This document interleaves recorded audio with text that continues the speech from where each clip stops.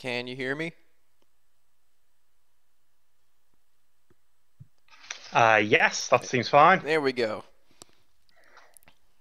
Yeah, I don't know why he's not on. It's possible he's been having unreliable internet recently, so maybe he's could just can't get on. I don't know, but we can just start without him. Okay, fair enough. Should I call you Ficedula? Feast is probably easiest. Feast? Okay. Is that how you are supposed to say it? I don't know if there's actually a correct way, but that's what me and my friends seem to have been using for the past however many years, so let's go with that. Interesting. Feast. Okay. So anyway, I know you from a long time ago. I mean, not personally, um, but probably one of the first times that I modded my Final Fantasy VII, I knew your name, I knew Kim, and I knew Alex. The three of you kind of had a lot of programs on your respective websites. Yeah, I guess what, about year Yeah, 2000-ish? around there.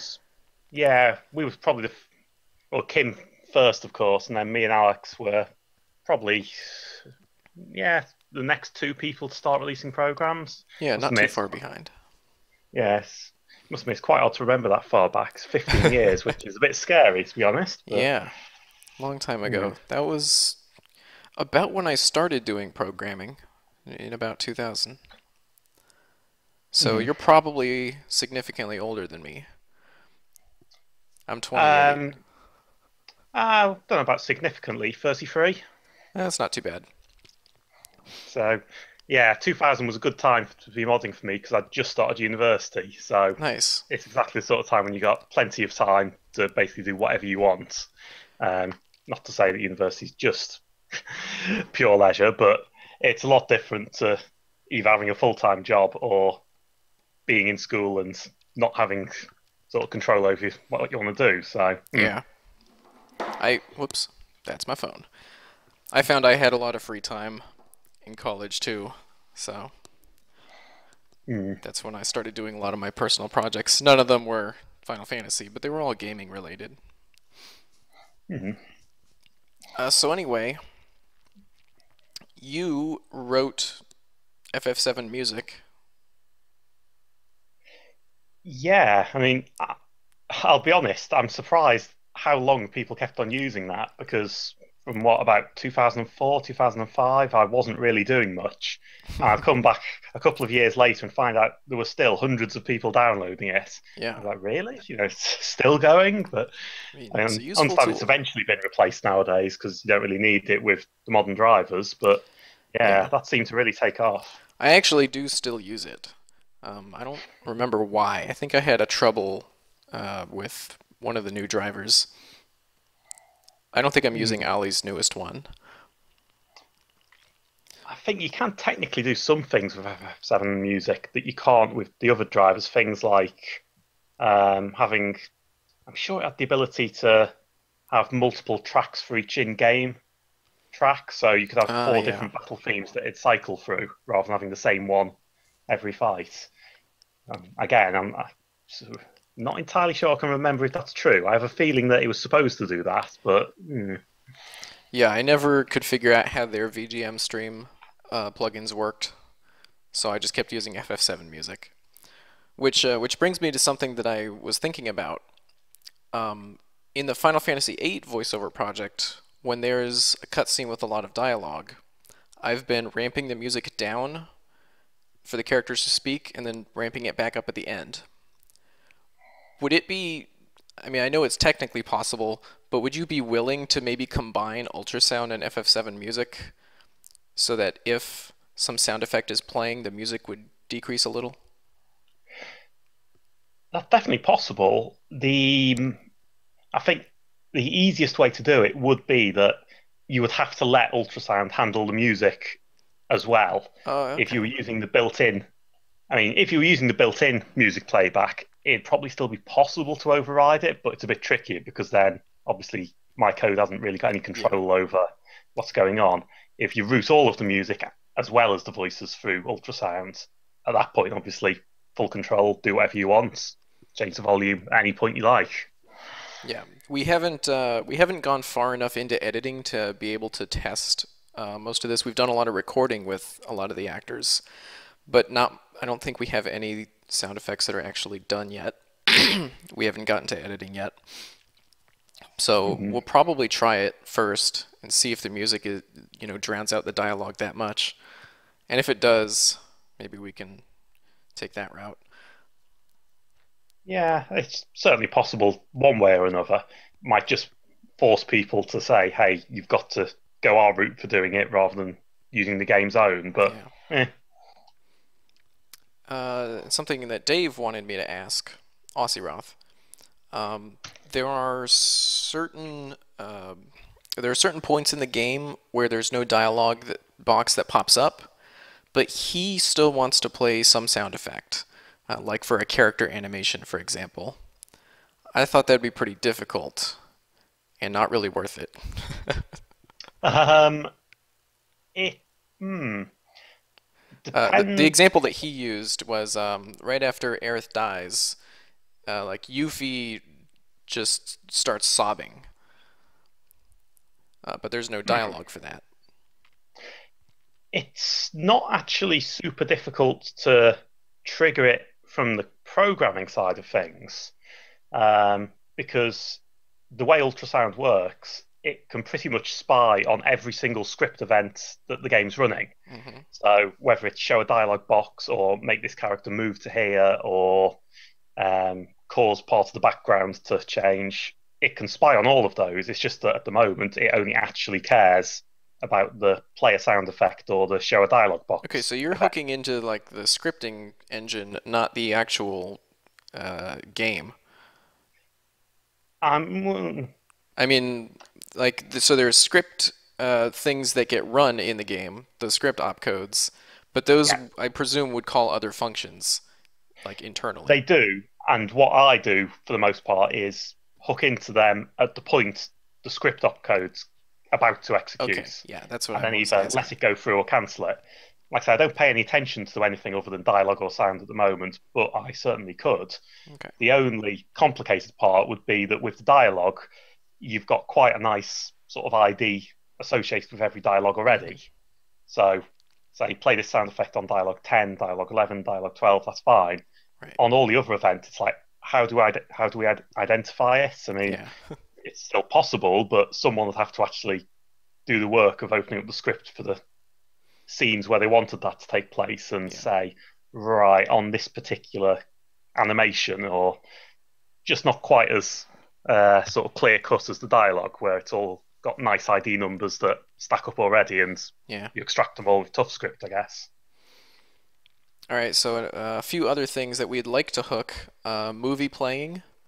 We'd like to trigger sound effects on movies. I assume that Mm, would be pretty easy.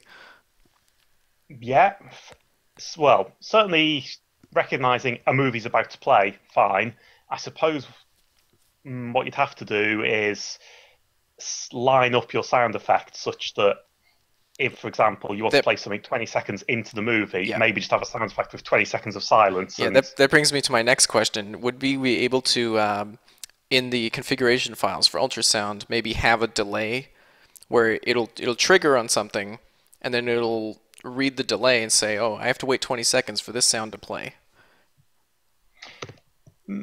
don't see why not. It's pretty trivial. I'll just make a note of that actually, otherwise I'll probably forget I've said I'm going to do it. But Yeah. I mean, yeah, the worst culprit will probably be that ending movie because we're gonna have about 3 minutes of silence followed by 1 minute of dialogue.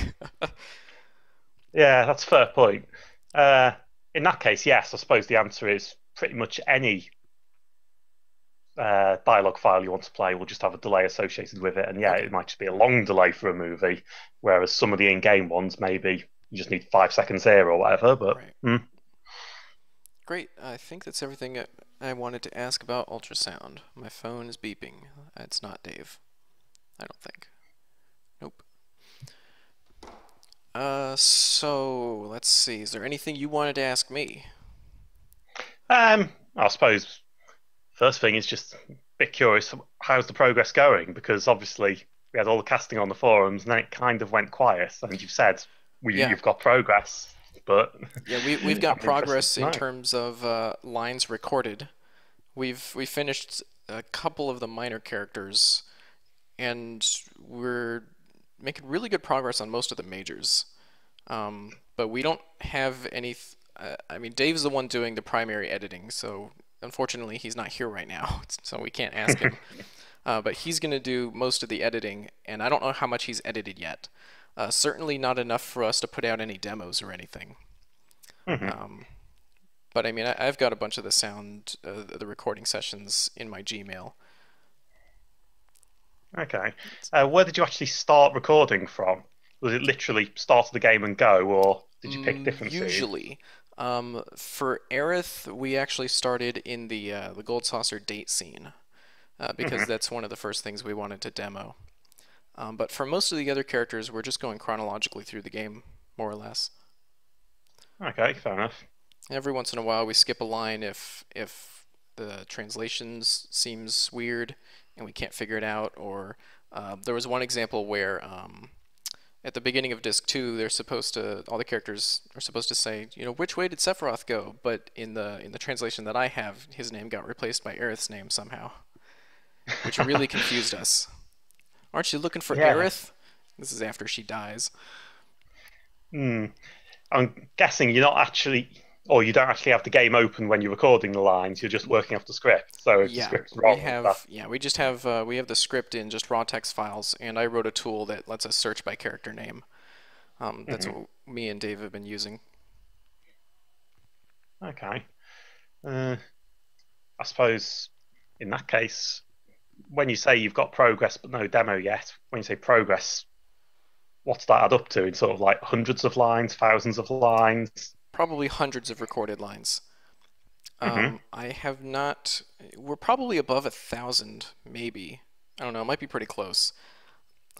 We just did like a big burst of recordings the past month or so. Hmm. Um, I don't actually have a count of how many we have and how many we still need. I did that for Final Fantasy VIII, but I have yet to do that for this project. It's not really relevant since we more or less just started. Hmm. Fair enough. Do you have an estimate on what sort of file sizes you're looking at then? Because on the one hand, there's not much point skipping on quality because they tend to have pretty good connections, but that's still quite a lot of dialogue by the time you go through the Yep, game. that's a lot. I calculated for Final Fantasy VIII, it's about 600 megabytes. So I'm guessing for 7, it's going to be roughly the same amount. Um, oh, That's not too big. does ultrasound play OGG Vorbis files? I am reasonably sure it does. Okay, Uh, I'm using a .NET library to do all the sound decoding, so okay. I can probably just check, to be honest. Uh, I'd be surprised if it doesn't, to be honest. Yeah, the Final Fantasy VIII estimate was based on ADPCM wave files, which are sometimes bigger than OGGs. I would say they're probably always bigger than OGGs, depending on the Yeah. compression used for OGG. I'd have thought with AdPCM, it would have been quality was the issue more than anything else. Was that Hmm. because you were doing it all in game? Yes, they're all playing right out of the game. Um, and the game only plays in ADPCM. Yeah, same as Final Fantasy VII. I guess they Yep. reused all the same code for that. Hmm. Tell a lie. It looks like it doesn't support OGG at the moment, but it could be made to. So All right. Well, assume that if that's what you want, that's what we'll do. okay. I mean, that's not an immediate, priority, but somewhere down the line, if you find free time, you can do that. Hmm. Absolutely. Um, would you be interested in doing any voices? I'd quite like to have a minor part, to be honest, just to say that I've got Yeah. my voice in there somewhere. I'm not entirely sure. Judging by the voices you've cast for everybody else, it'd probably stick out a lot if I had a major part, which I'm not sure I've got the voice for it anyway. But yeah, if I could sneak in a few lines somewhere as a minor character in one of the towns, I don't see Yeah. why not. Hmm. Must admit, have you actually added up how many minor characters there are? Because I assume that if you include the people who've got like one line, there's probably hundreds. Yeah, we have a spreadsheet with the minors that are reoccurring. You Hmm. know, like that's basically excluding NPCs that just appear in one place and say like one or two lines. That's excluding those. Mm. Other than that, I think there are like 14 reoccurring minor characters, and we've cast all but two of them. Hmm. But I mean, there's just a ton of other NPCs that don't have names. Yeah, I suppose they almost have names in the script, but they're probably all quite boring names like Old Man Free, so Yeah, it doesn't tell you a lot. yeah.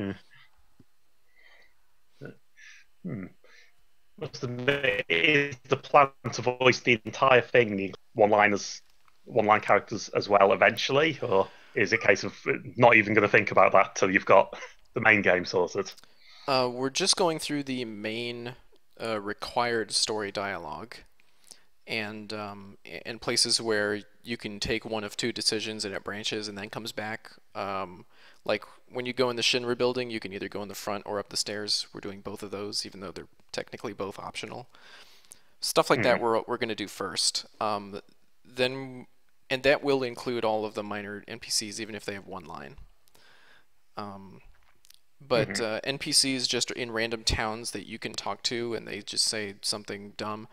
We're not doing those yet, and I don't think we ever will, um, Hmm. unless they're part of a side quest. Like a lot of the NPCs in Wu Tai, we will voice.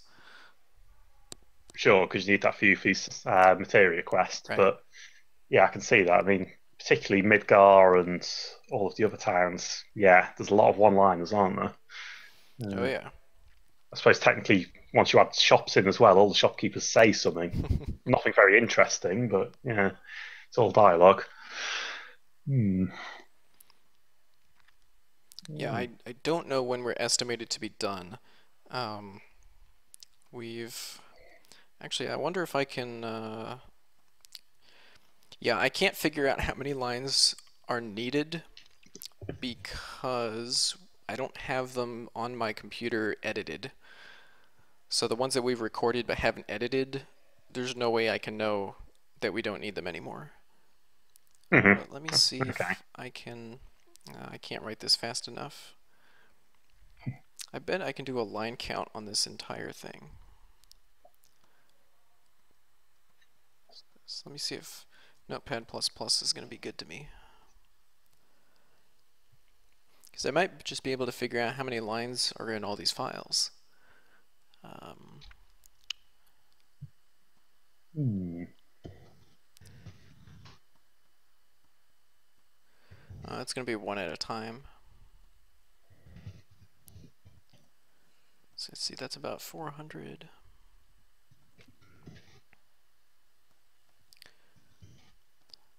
Most of these files, the way I've broken up the game, most of them have about 300 to 400 lines, and there are how many of them?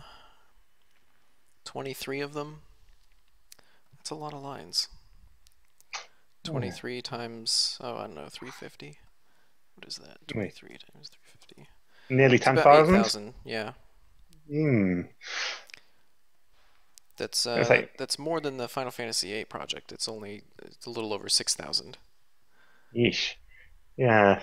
When you say 8,000, it does suddenly come across as an awful lot. Yeah. Uh, how does the recording sessions actually go then? Do you pick out like one or two scenes, like we're going to do these today, and knock off the sort of 50, 100 lines for that and call it a day? Or Yeah, how does that tend to work? we basically start where we left off, and however much time the other person has, we just keep going until they need to stop. Hmm. That's usually how it goes. We don't usually plan specific scenes except in rare cases. Like I said, more or less, we just go through it chronologically straight down. Okay, fair enough. We've been having a lot of fun though. We did Wall Market with Aerith and Tifa recently. I was going to say, That Wall Market, that's definitely got to be a fun scene. Yeah, all of that is just a blast. Mm. We had a few minutes where we just stopped recording because we were laughing too much. That's got to be a good sign, really. Yeah. Hmm. So, what is the sort of aim for the demo then? Because you said you're not ready for it yet, but you must have sort of a goal you're working towards. Is we've got to get this, this, and this done before it's worth Yeah, considering. I don't remember if we have recorded Cloud's lines for this, but we're gonna do the gondola scene between Cloud and Aerith. And Hmm. I know we've recorded Aerith's lines. It's just a matter of editing Cloud's lines when we get them. Like I said, I don't know if we have Cloud's lines yet. And then I'll play through it and record it, and that'll be it. I'm actually gonna try to contact what are their names? There's a channel on YouTube. It's a string quartet, and they do some covers of video game Hmm. music. And their cover for Words Drowned by Fireworks, the one that plays in the gondola. Their cover for this is just beautiful. It's amazing. So I'm gonna ask them if I can use it in place of the normal music. Oh, they've already done it. Yeah, they've already made it. Hmm. My internet's being a little bit Well, slow. yeah, I think we're running about 5 seconds behind each other there. Here we go. But, Oh, I should. Yeah, let me see if I can send it to you. There's a chat. You can give this a listen. mhm.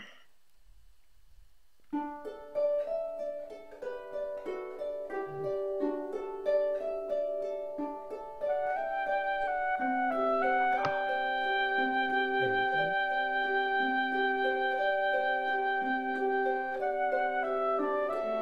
Oh yeah. Oh, Yeah, it sounds really well done. yeah, I mean it was a good track to begin with, but Yeah. definitely if you can get that in there, it's going to make a good impression. Yeah. But no, the only reason I was asking about sort of timeline was there is still feature sound before it's easy to set up and get onto people's systems and all like demo in 1 month's time. And I'll be like, I better get to work then. But I was still listening to this track. I'm sorry. just gonna turn it down and. All right, what did you say? I was just saying the reason I was asking about timelines was that there's still things that have to be done to ultrasound because although it works at the moment, it's not as friendly as it could be in terms Yeah. of setting it up and getting it running. So if you said, well, the demo's actually almost imminent and we want to release a download for people to actually get on their computers, at that point I'd be like, Oh, I've got to get to work then. you're But talking about if that that's kind of not demo. imminent, then Okay. I see what you mean, like a playable, usable demo, as opposed to yeah, a YouTube video. Yeah. basically, yeah, if that was going to be coming up, Yeah. how soon that would be, I'd Yeah. want to know to like make sure that everything was ready on my side as well. Okay. Yeah. That's not going to be anytime soon. Probably at least a month before a playable demo. Hmm. And probably a lot longer than that. We don't really know. We haven't discussed playable demos yet, but that's definitely something that'd be doable since we're not actually modding the game, except for the script. People are going to have to use ToughScript. Uh, what are the changes you're actually making to the game script then? Uh, it's basically translation fixes that the Be a Cause translation didn't get to, because the Mhm. version that I had wasn't complete. There are a few lines that sound awkward when spoken. I was going to ask about that because, yeah, there's definitely some things that read absolutely fine, but the moment you try to actually say them, you suddenly think, what am I saying here? Yeah. Because it doesn't flow properly when you actually say it out loud. Is there actually many of those, or is it just the odd occasion? Maybe once per recording session, sometimes twice. They're not Hmm. that common, and most of the time we're just changing one word or adding a word or removing one word. Very rarely do we have to rewrite an entire line. Hmm. Yeah, the script I is going suppose to that be. makes sense. Yeah, the people who were planning to use DLPB's translation, this one's going to be pretty close to that. Hmm. Okay. But I suppose in that, well, I was thinking technically, I suppose you could run a mod without installing any of the script patches at all. It just that'd run a bit weird though, because the words that came up in the dialogue wouldn't then match. Well, Possibly also, in some cases wouldn't match at all if you're yeah, basing it on beer cards. yeah, ToughScript like reorganizes the text IDs for each dialogue, so actually the wrong sounds would play. Oh, okay. Well, that's complete non-starter then. Yeah, that's not doable. People are gonna have to use our script. They'll be able to like install Reunion if they're using Reunion and just use ToughScript after that. Hmm. I was going to say you can use oh, what is it? Seventh Heaven to mod the dialogue without actually changing any of the game files. So, Really? as well. Yes, I'm pretty sure I read that that's one of the options that got added in maybe not the latest version, but one of the versions. You can just change part of a field file and not the other part. So you can deploy a patch that just changes the dialogue, not any of the rest of the field file, which is good because, of course, the field archive's what 400 megs. So Is it that big? I don't mm, even know how big it is. maybe it's not 400. It's multiple hundred anyway, because the field archive contains all of the background graphics Yeah. as well as the dialogue. So being able to deploy a patch that's just the dialogue is obviously preferable. hmm But I'm I pretty mean, sure you can do it with Seventh Heaven, so you don't have to actually edit the game files at all. It's just well, that's what ToughScript does run it too. with the thing. ToughScript, you just distribute the dialogue, but it does actually edit the files, doesn't it? Yes. Yeah, From what I've only used it once, so from what I remember, it will extract the whole thing, change the text, and then pack it up again. yeah. So I mean, that's obviously that works fine, but it does mean that then uninstalling it is well, like most So, of the mods. how Once does you've done Seventh it, the Heaven uninstall is. how does Seventh Heaven technically do this? As I understand it, the way it works is that you have to have Seventh Heaven running, and it intercepts all the calls Oh, by the game to read the files and can substitute different data in on the fly. interesting. So you don't have to actually change the files on the disk. It's just while Seventh Heaven's running, it sort of patches things in memory. So it means you can test the mod out, and if you don't like it, well, you haven't got a problem of oh well, it's edited all the files. You just don't use that mod again. And I Yeah, suppose that's particularly interesting. if you do release like playable demos of the voiceover project, it solves that issue where people might want to try it, but without nuking their Yeah, existing install. yeah, that's a good idea. I will make a note of that. 'Cause let's see, the Seventh Heaven is not bootleg. It's something completely different. Yeah, because like I say, the whole idea of it is it's just a way to try mods out, if you like. Um, Yes. so you usually wouldn't use it at the same time as bootleg, although I guess you could. Um, but I must admit, it's probably worth seeing if I must admit, I don't know how well it would work with the way ultrasound does things. I suppose that'd be something you'd have to try out and make sure they didn't Yeah, sort of bump into each other because both of them are trying to to do patch the stuff same on the thing. fly. Yeah, so it might work fine, but you need to try it out. Yep. I will definitely test that. But no, it's definitely be a good way to install things. Then you can just tell people try this, and if you don't like it, it hasn't actually overwritten all your game files. Um, but Yeah, I should still, probably like make a poll somewhere seeing I mean, I'm sure a lot of people would play a demo if one was available. Uh, so I'm pretty sure it would be worth our time to produce one.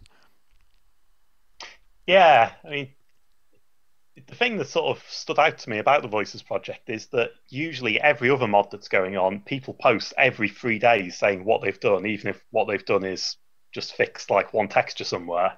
Whereas Voices very much seems to run quiet, if you like. There's Yeah. people ask every so often, "Well, how's it going?" But it's not very what do you call it, over the top with publicity or anything.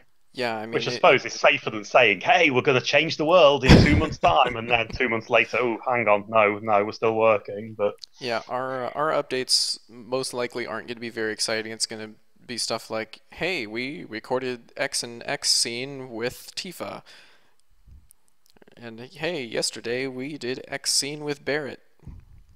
That's not hmm. very exciting.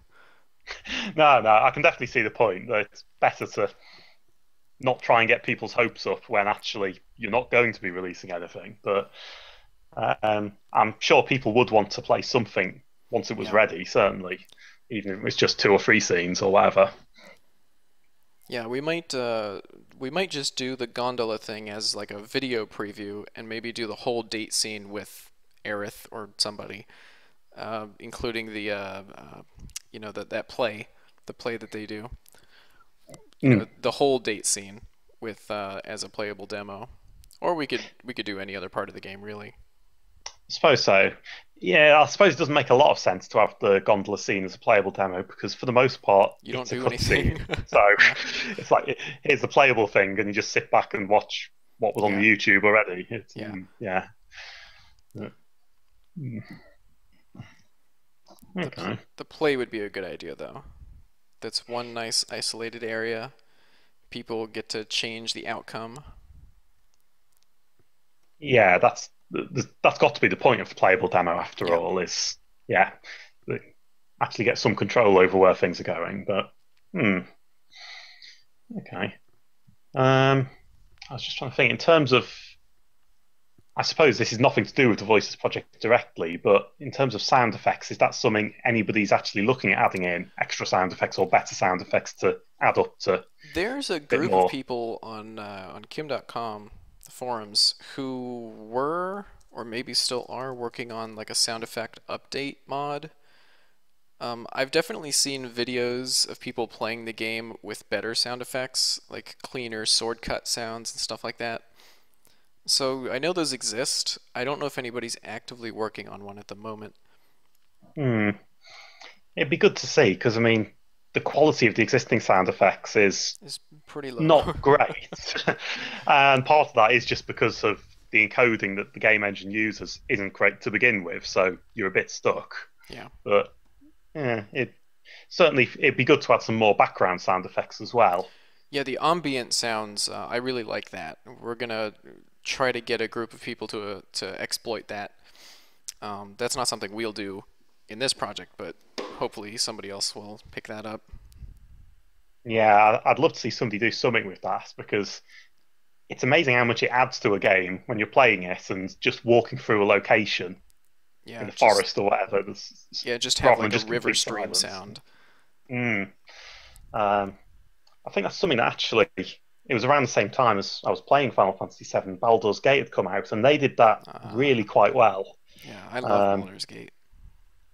yeah, that and Final Fantasy VII occupied a lot of time for me, sort of around the late 90s. Yep. But I remember Baldur's Gate in particular did uh, 3D sound. So if you had a sort of 4 or 5.1 setup, the ambient sounds actually worked with that, I which did not know that. Oh, yeah, I gotta replay Baldur's Gate with more speakers. yeah. I think 'cause I just got a Sound Blaster Live when I got Final Fantasy VII. Thankfully, because that made the MIDIs actually sound quite good in FF7, as Mm, opposed to the sort of where if you had a Sound Blaster 16 or something, then it really was yeah. your classic old PC MIDIs. But yeah, one of the things it did support was 4.1 sound output, and yeah, when Baldur's Gate actually took advantage of that, you suddenly felt, whoa, hang on, you can hear stuff coming from behind you. Like, Yeah, that's world pretty cool. changing time. Yeah. I mean, I don't think you're ever going to be able to do that with FF7, but you could at least add something more in. Oh, that brought up something else that I was thinking of but forgot to write down somewhere. Uh, the way that ultrasound works, can we pan a sound effect left or right? Not Uh, necessarily over a duration, but can we say this appears like 1/4 of the way across the screen? I think you can already do that, yes. In ultrasound, we can Um, do that. I think you can. like I say, you can't do what you said about A um, durational pan. changing it over time. Yeah. I don't think that's supported, or at least not at the moment. But I'm pretty sure I added in the ability to do panning. I'll Well, actually try and remind myself now. most of the time characters don't move when they talk, so it won't be that big of a, it's not that big of a deal if we can't move the, we can't pan it live. But being able Um, to kind of simulate where the characters are standing would be really nice. okay, I'm just going to actually have a look at the code now to remind myself, because I must admit I haven't actually looked at the code full stand in months, Yeah, just because nobody's messaged me to say, "Hey, I'm trying to use it and I need it to do something else," which yeah. is what would normally trigger me to actually try it. Here we go. Pan. I mean, if it even if it doesn't, we can just do panning in the OG, and yeah, that's pretty much what I'm doing. Oh no, it's not. Final Fantasy VIII is mono channel. Hmm, Yeah, in Final Fantasy VIII, the scripts allow you to pan. let's have a look. Yeah, you can set pan and volume on each voice file Okay, individually. So yeah, that should be fine. nice. I mean, if it turns out that changing it over a duration would work quite well, it can get added in. I mean, I don't even think it'd be that difficult. It's like most of the other features in ultrasound until someone asks for it. I never Yeah. even think about implementing it, but I mean, I don't really know off the top of my head any time where a character moves completely across the screen while they're saying something. Um, I hmm. suppose no. While they're actually talking, people rarely tend to move at all anyway, do they? I Right. mean, they move in Yeah. between lines, of course, but yeah. Hmm. Uh, yeah, maybe it's not worthwhile then, but well, if it turns out that I there mean, are some scenes. yeah, we're gonna do a few playthroughs as we get, big chunks of editing done. And just as a what do you call it? A playtest. We're Hmm. gonna do a lot of them, so we'll find it if we need it. Excellent. But, hmm, right. Yeah, I suppose that is where things are going to come up because you've got me thinking now, what other features could I add in? But Yeah. it's hard to say without actually seeing it and then realizing after you've seen it working. Well, it'd be better with this. It's trying to imagine it when there's nothing to actually see in front of you is a bit. Yeah. Uh, hmm. Let's see. I'm trying to think of things that Dave and I have talked about that ultrasound could do, but I think I brought them all up. Just panning, triggering on a movie, delaying sounds. That's mostly what we need. And Yeah. as you said, panning's already done. Yeah, trigger on movie might take the longest, but I don't think any of those are hard to be honest. So yeah, On a like I say, movie, you said, triggering on an FMV. yes, I think of all the things you've mentioned, that might be the trickiest, but it's not actually that hard. It's just the others I can see myself. They'd take like half an hour or an hour to do and we're done. That one might take a bit longer, but we're still not Why is that? talking. I'm just curious. Um, just because although I think it's triggered from the script, um, I'm honestly not entirely sure if I catch the script whether that synchronizes properly to the start of the music, to the Oh, start I of the see what movie you're saying. rather. Okay. Whereas the sound effect, I know that when you play a sound effect in a field, Yeah. the moment the script hits, that's when the sound effect starts. There's just no question, no delay. Let's Whereas see. movie, it's sort of usually a completely different screen. So if it turns out that it doesn't start immediately and there's a delay, then synchronizing it could end up being tricky. But Yeah. I honestly won't know till I try it. Maybe I'll try it and it'll be like, oh no, it's fine. Just yeah, Yeah, I don't always takes. actually remember. Let me see if I can find a random field.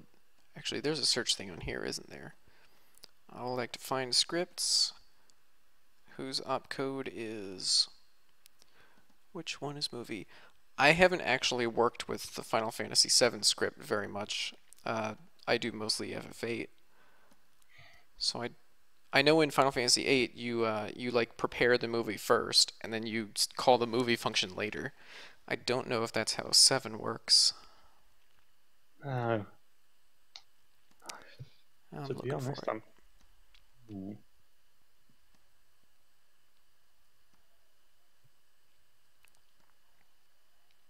what?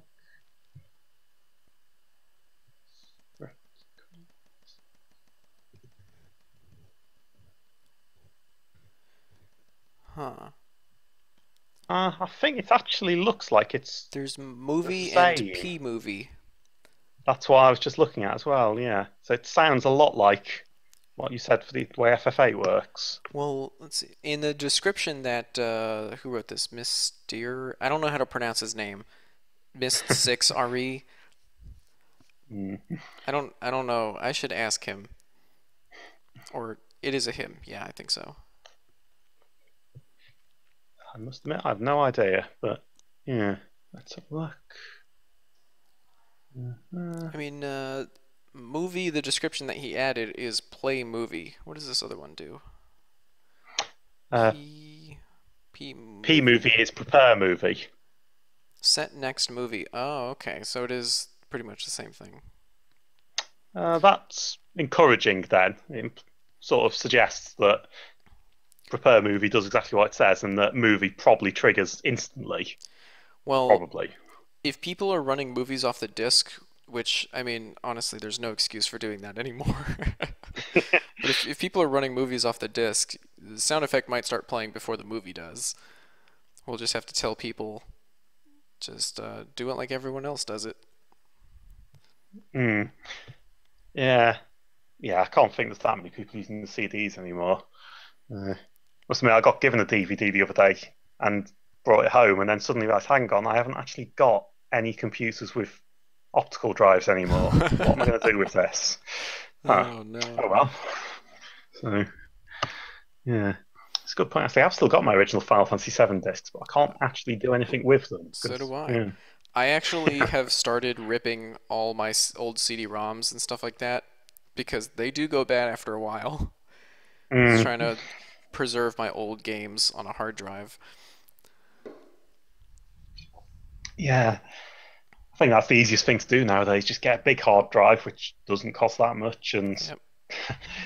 replace it with an even bigger one every couple of years. Call it done. Yeah, like I ripped my Final Fantasy VIII CDs because I don't have the Steam version, which I think the movies are just on your hard drive, like in the game somewhere. Uh, Yeah. but I have to mount my CDs in Daemon Tools. The movies play instantly.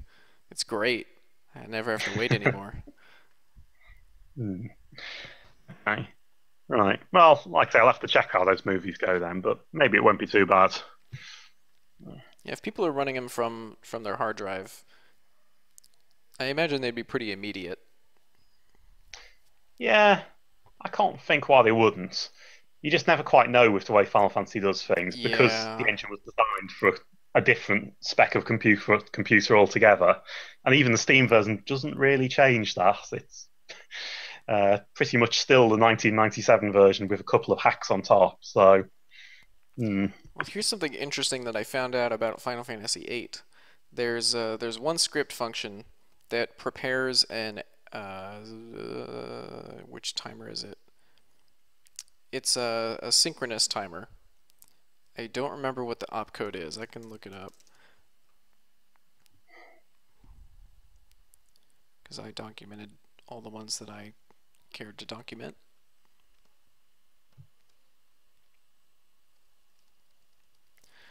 Okay, it's somewhere near the bottom because it's weird. SPU sync.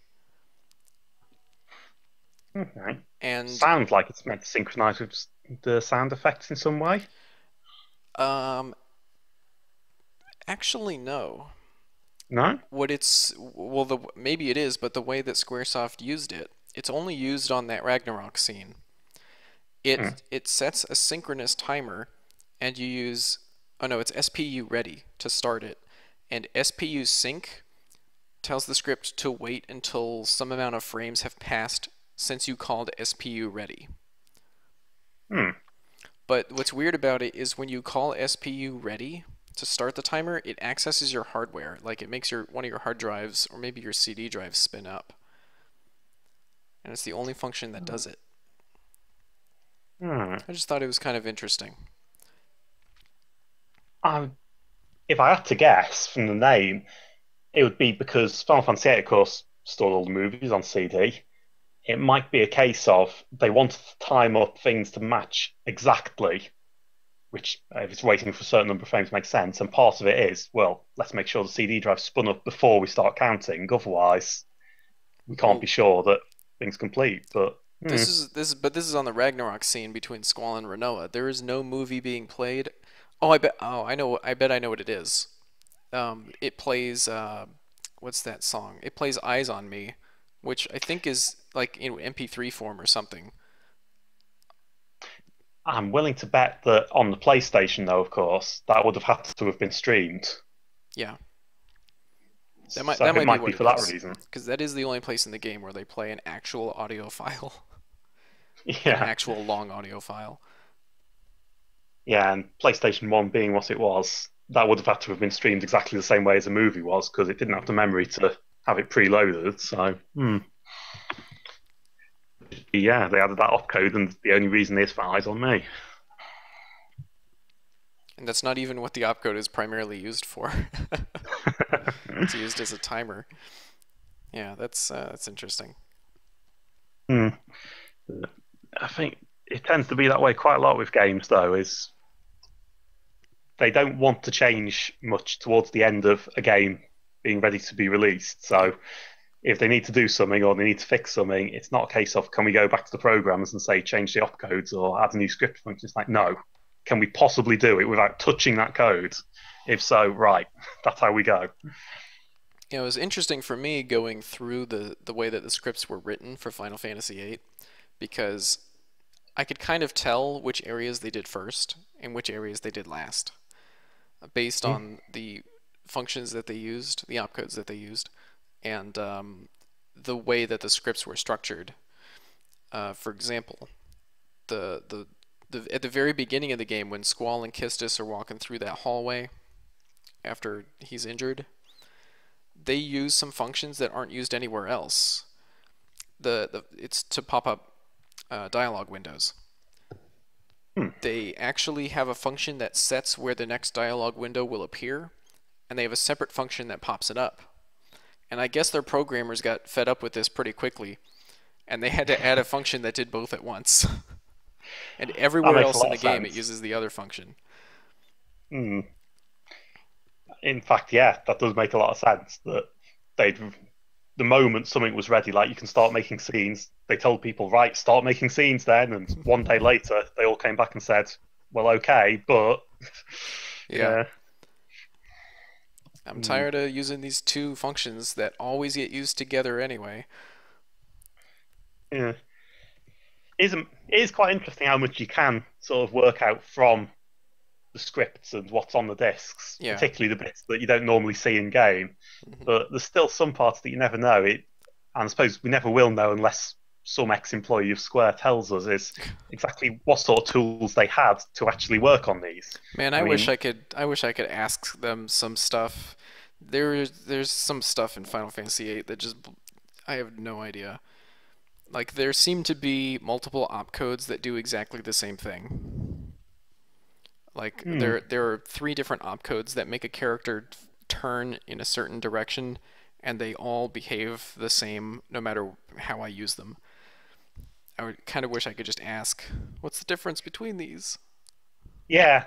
Like I say, the bit I'd like to know is what sort of tools did they have? I mean, were they literally programming with the raw opcodes, or did they have some kind of editor that spat the opcodes out for them, or did they start out just with raw opcodes and then eventually got tired of that and got an editor halfway through the project or something? But there's no way of telling that really from the script files. It's like, how I'm did they sure make they that? had some tool similar to what Mako Reactor does, where you just kind of pick a functionality and you put your parameters in. I don't think they did the opcodes by hand. Well, I mean, I doubt they were typing into a hex editor by hand, but I mean, it's where they sort of even with an editor where they're still going one opcode at a time producing their script, or did they have something considerably higher level I see what you're where they saying. just said, make this character walk to here and turn to there, and it sort of generated, oh, well, it's going to need these 6 opcodes to make that happen. Yeah.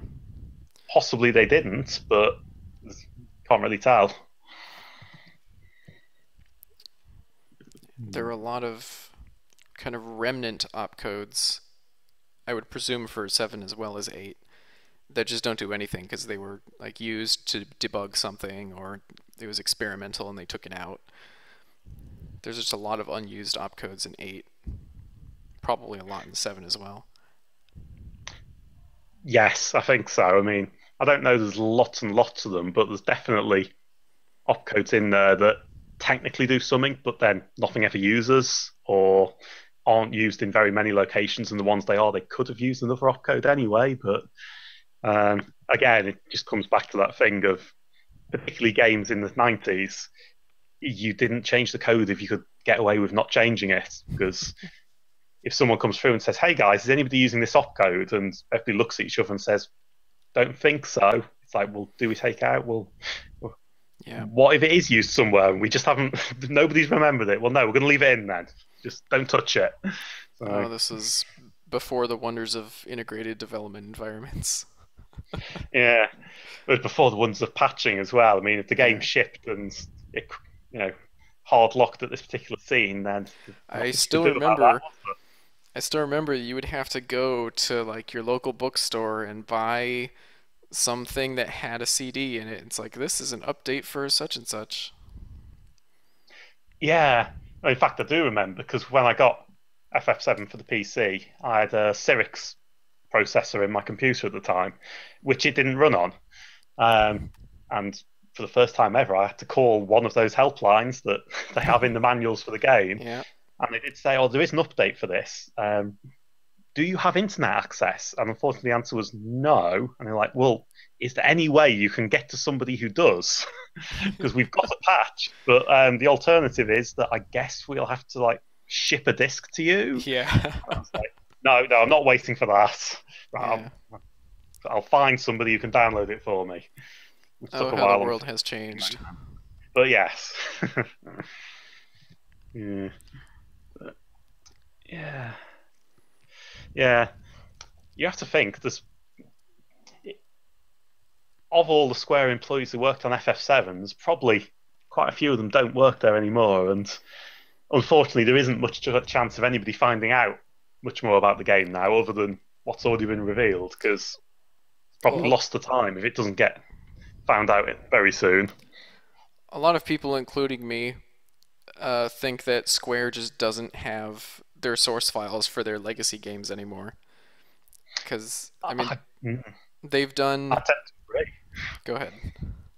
I was going to say I tend to agree just because um, all of the games they've re-released and the Steam releases of FF7 really emphasize that. Yeah, that's what I That was about to bring up. yeah, exactly. It's like it really is the original Exe with sort of just a couple of hacks that are no different to anything anybody on the Crimp forums could have done. Yeah, I mean, if you look at like you can tell that they I don't know if they still have it today, but at least for some period of time they still had the source files for Final Fantasy X because they did like the International Sphere Grid Update Edition or whatever it was called, Hmm. and which has like new areas, new boss battles, and a different sphere grid, which you can't really mod.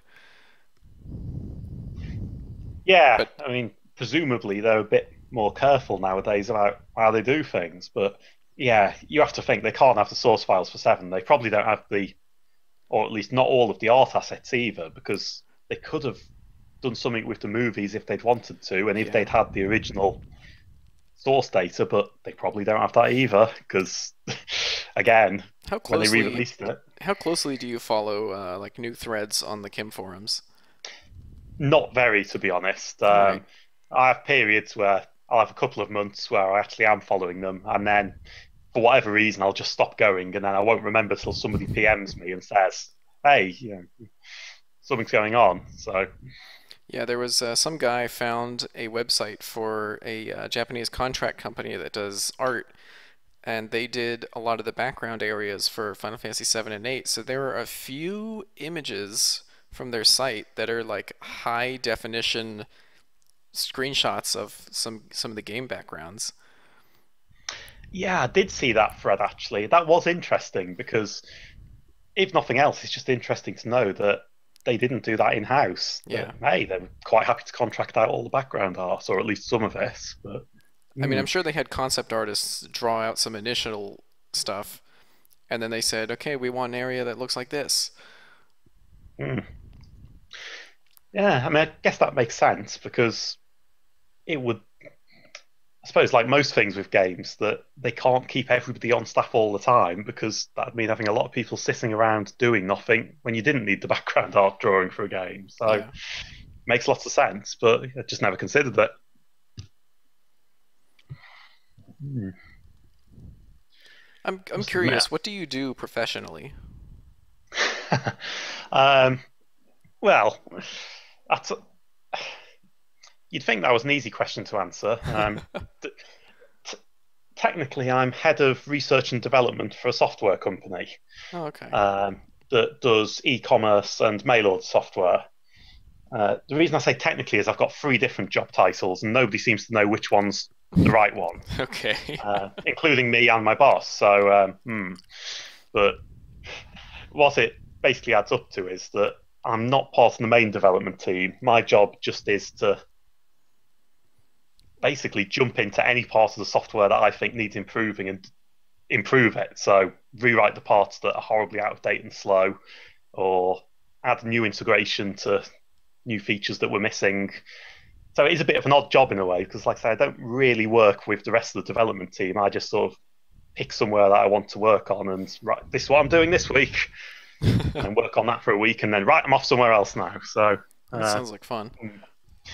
I quite enjoy it. Yes, it's just an odd position. Like Yeah. I say, I don't really know how to describe my job other than the sort of random babbling I've just said, and I don't think anybody else in the company does either because they don't really have any idea what I'm going to be doing at any given moment. But uh, boss seems happy enough, so presumably it was Yeah. working out well.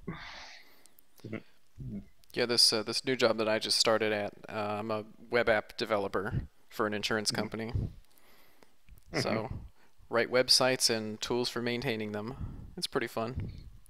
Yeah, well, I mean, I was going to say I used to do website development for a couple of years, but to be honest, I'm quite glad to be back in the sort of back end coding thing because Yeah. it's just not for me the sort of graphical and UI layout style. I'm much happier just working on the back end code. Yeah, I'm more into that too. Yeah. So, do you either you or Ozzy Roth have any sort of audio background, or is it purely just um, personal interest? My only audio background is that I wrote the tools to make the Final Fantasy VIII project possible. That's it. Fair enough. Yeah.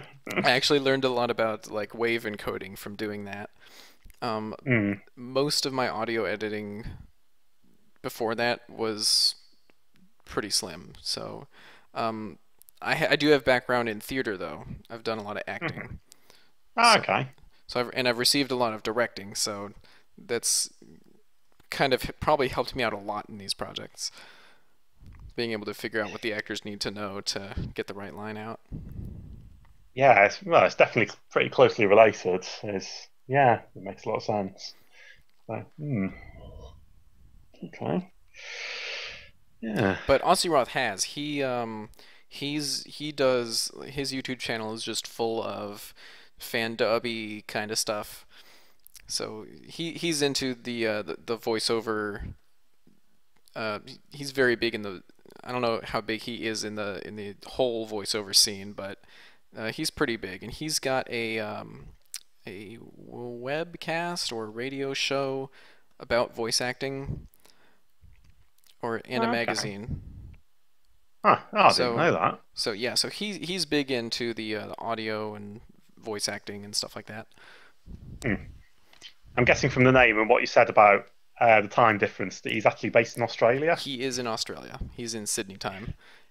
Right. So if his internet is working, he probably was just too tired to get up today, and that's why he's not here. Yeah.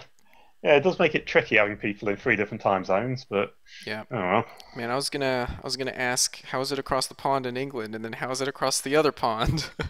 Yeah. Yeah. Well, you never know. Well, I'll actually be in Japan later this year. I suppose I'll be quite close to his time zone then. So, Cool. hmm. Have you ever been to Japan before? No, this will be the first time. Oh, So, you're gonna enjoy it. yeah, I'm looking forward to that. Yeah, I used to live there. This was many years ago, so I'm sure it's changed a lot since then, but it's still a pretty cool experience. How Mm, long are you gonna be there? 2 weeks, pretty much. Okay, that's not too Uh, bad. yeah, it'll be a good holiday, certainly. Traveling around a bit as well to see different cities. So, So is it for vacation or for work? no, just as a holiday. Okay, cool. Um, I tend to make a habit each year of going somewhere different where there's a Formula One Grand Prix going on. Um, and finally, I've got enough money set aside now that we can go quite far afield. So it's like, right, Japan, we're doing it this year. All right. Well, I hope you enjoy that. I Mm, certainly did when I was there. yeah. And must admit, I don't know if there's anything sort of Final Fantasy or Square specific to see when you go over there. Because I know a lot of the big They, Japanese franchises. I mean, if you're into Gundams, there's a Gundam theme park now, isn't there? But I believe that Square Enix has like a museum in their headquarters, I think, and they have I a bunch must. of really cool exhibits. Let me see. There's a YouTube video of this stuff.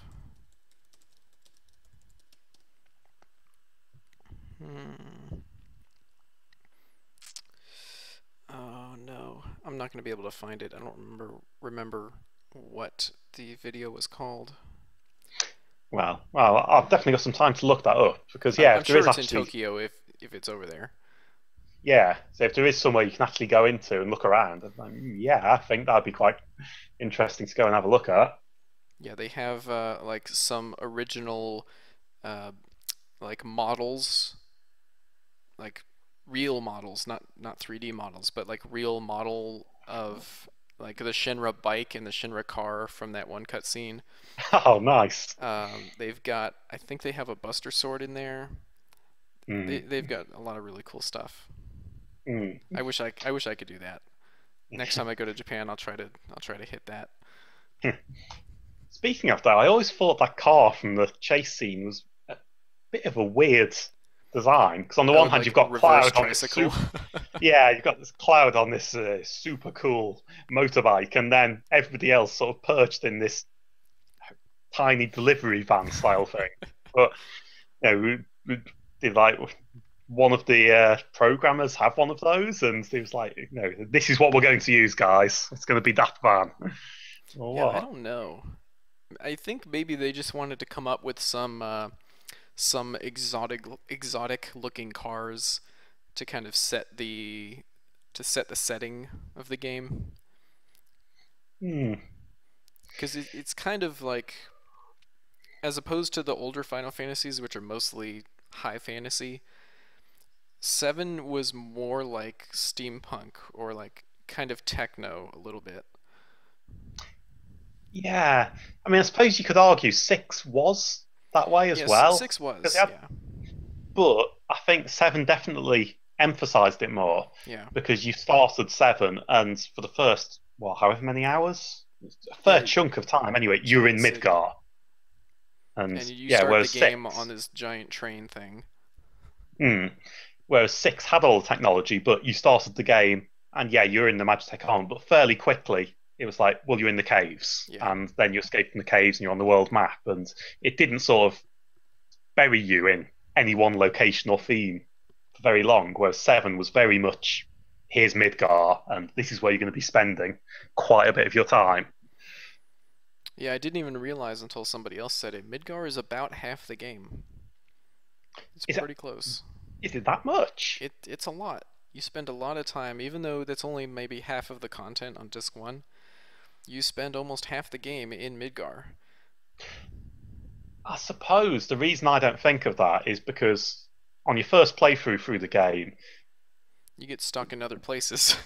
Yeah, I mean, if you're speedrunning the game, I'm sure Midgar must be more than half the content. But Yeah. if you're just doing a normal playthrough and you've never seen the game before, even by the time you get out of Midgar, you're going to spend a lot of time wandering around. Hmm. But I suppose in terms of actual content, yeah, it must be, mustn't it? Yep. Huh. Ah, weird. But, hmm. Yeah. It will be interesting to see if Square ever actually do remake or re-release 7 because they've been teasing it for a decade now. And like you said, they've obviously lost the data, Yeah. but I mean, so many people have been wanting it for so long.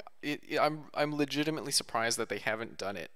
I mean, they've put out like 13, which was terrible, and they've put out, or they're putting out 15 now. Is 15 even out? I don't even know. I don't it's have a due out PS4. very soon, I think. But Yeah. I mean, yeah, I believe the excuse that that one of the developers or producers at Square used, um, an excuse not to remake 7 was that, oh, it would, there's so many areas in 7, it would just take way too long to do. And then they make these other games that are enormous. I mean, you have a game that you know is going to sell if you remake it. Why not do that? yeah. See, I mean, if they'd said, "Well, we could remake it, but we're worried that it'll never live up to people's expectations," I'd be surprised, but I could believe that Yeah. because, yeah, I could see them releasing something and they've changed something because, well, it's not a. If they weren't going to change any single thing, then why bother? So they're obviously going to change something, and then immediately the entire internet decides that it's a betrayal and Yeah. how dare you? You know, I could understand that, but they aren't even saying that. They're just being a bit, oh well, well, we aren't, for reasons, and Yeah. it is a bit odd. That just seems like from a business standpoint, it would be a really easy way to make money. If like pretty much everybody who has played 7 and still likes it, anybody who's involved with any kind of Final Fantasy community, like there's a 99% chance that person will buy a remake. And there's a huge community out there that wants it. Yeah. And The even other thing that surprised, go ahead. oh, sorry, the other thing that surprises me is that if they're going to release a new game and they're like, right, we aren't going to just remake 7, I'm surprised they haven't released some kind of sequel or follow on to it. Just because in the old days they never did that. It was like Final Well, Fantasy, each one is standalone. But in recent years, it's been very, very clear. Well, no, that's not the case anymore. well, they They have released a done that Final for Fantasy 7. game. They had Oh, I know Avid Children and Crisis Core and all those. they did Dirge of Cerberus and so on as well. But I Yeah. mean, like a full blown mainline Final Oh, I see what Fantasy, you're saying. like you know, same sort of size of game and style of game and everything, but just a complete new follow on to it. And obviously, yeah, what I'm saying is in the age of Final Fantasy 8 and 9, everybody knew, well, they aren't going to do that. Square doesn't do sequels, but they do now. They did So, 10-2 and Lightning Returns. exactly. So, I'm surprised they haven't gone that route either, because if for some reason they're thinking, we want to make a completely new game, well, I'm sure a sequel to 7 would also be a license to print money. I mean, Yeah. Well, the thing I was gonna say was, even the people who haven't played 7 before, the people who have only played some of the newer Final Fantasies, if they come out with a new Final Fantasy 7, those people are gonna buy it too. mm, Like, I just don't see how they could lose money off of this. yeah, it's bizarre, particularly with all the new properties they have been putting out, because, I mean, they've remade a lot of the old games now for mobile and Yeah. portable, haven't they? I'm pretty sure I mean, 6 has been re-released about 5 times, and 3 and 4, I'm sure both has, and probably 2. And 1 and I 2 mean, they both have remake as those, well. yeah. So, and okay, they haven't done 8 or 9, but 7, 8, and 9 are just in this weird era where everything older than that it's been re-released, sometimes 4 times. And anything newer than that, well, they're also re-releasing because I mean, didn't 10 get a HD Yes, remake? 10 got an HD remix. So it's just like the PS1 games. They're sort of like, oh well, they're 3D, so we can't just make them 3D and call it good like we did with the older ones. Hmm. You know what I bet it is? I bet it's because the way that they do the background rendering in 7, 8, and 9 is really weird, and if you upscale it, it breaks. I've heard Yeah, that when people try to upscale the backgrounds in any of those games, you get weird artifacts and things don't appear in the proper place. that is true. I mean, you would have to do some kind of a remake, not just Yeah, not just uh, better textures. yeah. Eh, could be that.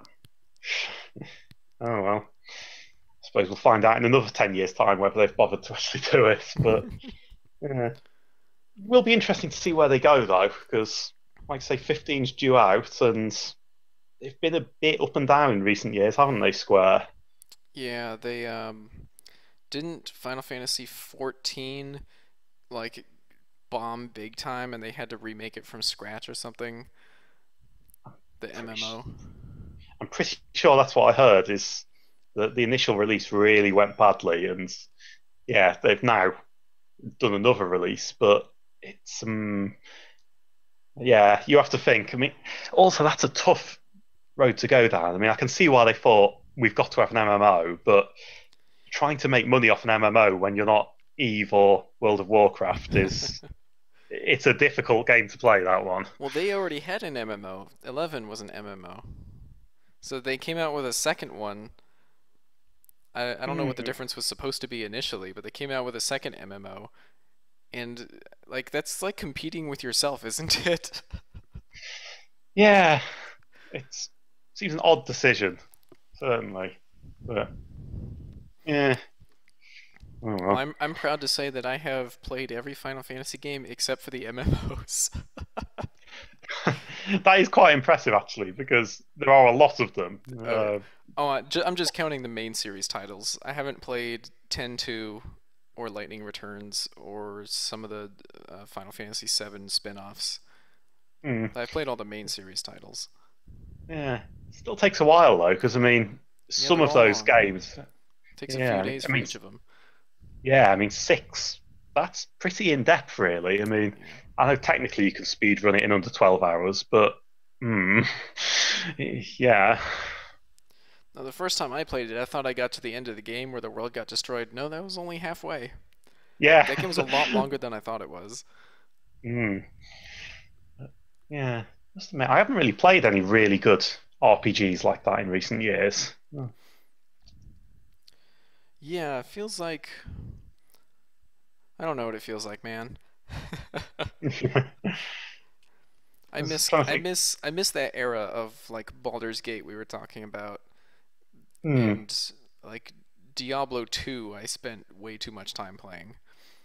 Although I hear Pillars of Eternity that just came out is basically meant to be modern Baldur's Gate, Really? I haven't even heard of that. Pillars of Eternity.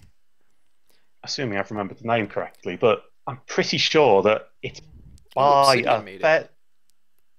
Yes. Well, I mean, I'm kind of I played Neverwinter Nights 2, which Obsidian made, and I couldn't stand it. The control scheme was awful, and the editor compared to the first Neverwinter Nights, the editor was pretty bad. I haven't actually tried Pillars of Eternity yet, but what I've read from the reviews basically was if you like Baldur's Gate, just get this. It is modern Baldur's Gate. So it It's feels not the same. you don't mean like But the same story, it's just the same kind of it game. basically, yeah, if you liked Baldur's Gate, then this is sort of a similar style of game with Okay. the same feel and theme to it, but all new story and not the same mechanics. So I'm, I think I'm going to have to try it at some point. Yeah, I think I'll But probably watch some streamer play it and see if it looks interesting. mm, That's usually but what I do for new games. yeah, I was just thinking in terms of JRPGs. Yeah, I think the last sort of Final Fantasy-esque one I played was, I mean, this is many years ago, would be Skies of Arcadia. I've heard of Um, that. it was originally a Dreamcast game, although thankfully they reissued it on the GameCube later.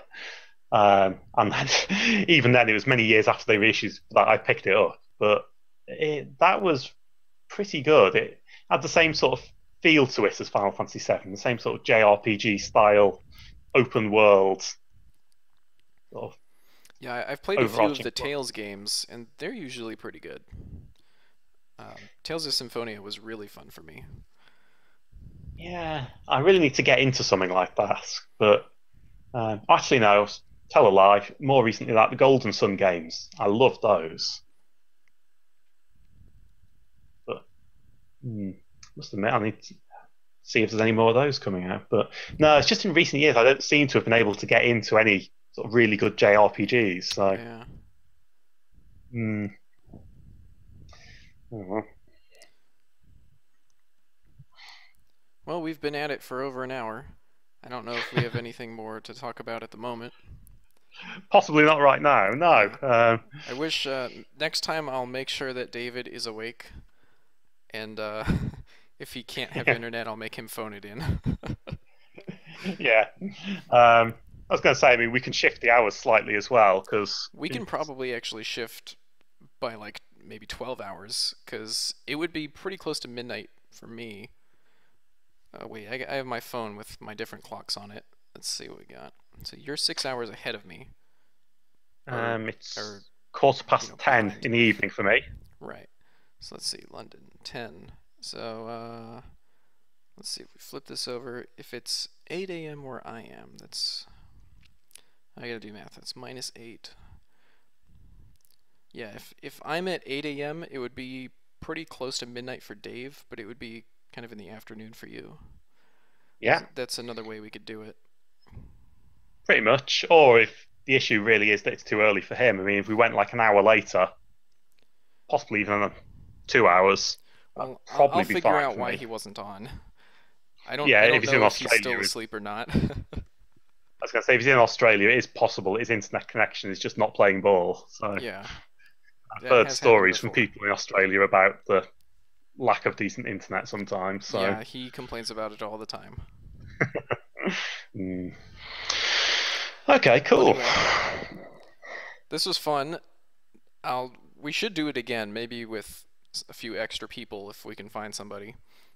Mhm. Absolutely, yeah. You said you were going to archive this on your Twitch account as well, didn't you? Yes, I am. Was Cool. streaming it. Oh no, David just got on. Wait, let me just give me a second.